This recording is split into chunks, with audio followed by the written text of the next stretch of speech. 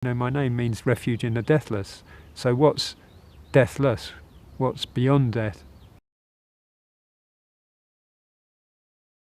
Well, the deathless, amara, means non, mara means death. So it's the absence of death. So when you notice when there's no death around, then you're in the deathless. And that it's a recognition of that. So first of all, we have to find out really what death is in a way. We have to explore death.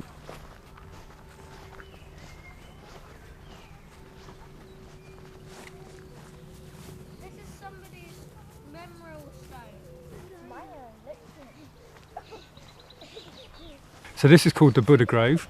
It's where people are either buried or we scatter their ashes, or the trees are here to remember people that have died.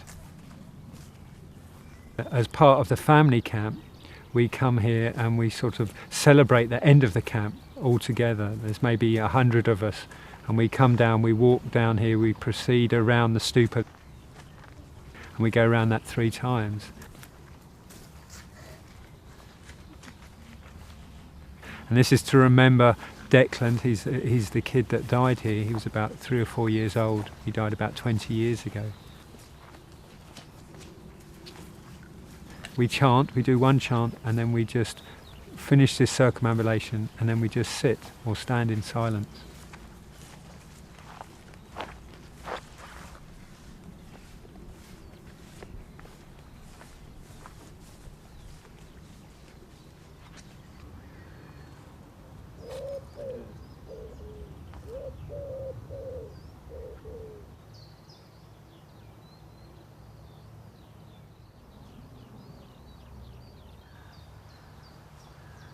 There's all this suffering going on right now, isn't there, in the world, and we have a choice what we want to do with that.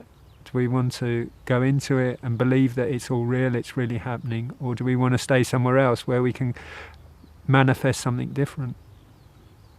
That's how we use our mind. This is a Buddhist way of using your mind skillfully, just like the people that have planted using the trees here. They're using their mind in a skillful way to remember, and generosity. Maybe they come here and they give a meal to the monks or the nuns, the community here. That's uplifting, isn't it? It brings peace and joy and happiness. And from that you can move forward. The suffering, very difficult.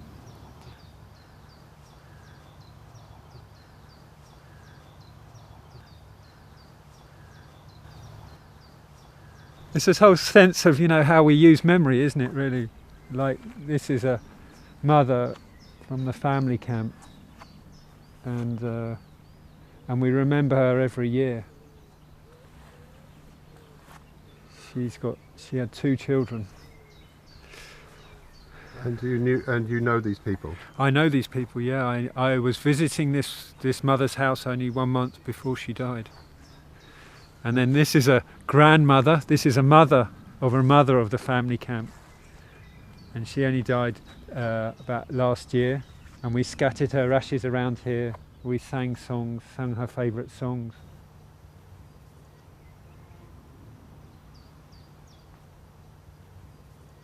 The stupa represents birth and death.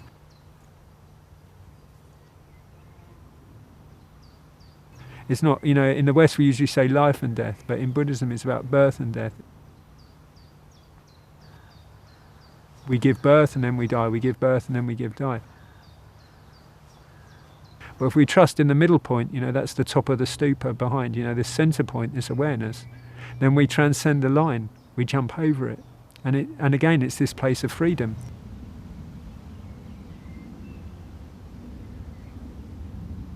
So when you really learn about what death is, when you really learn what that experience is, to die to yourself, then of course you're free.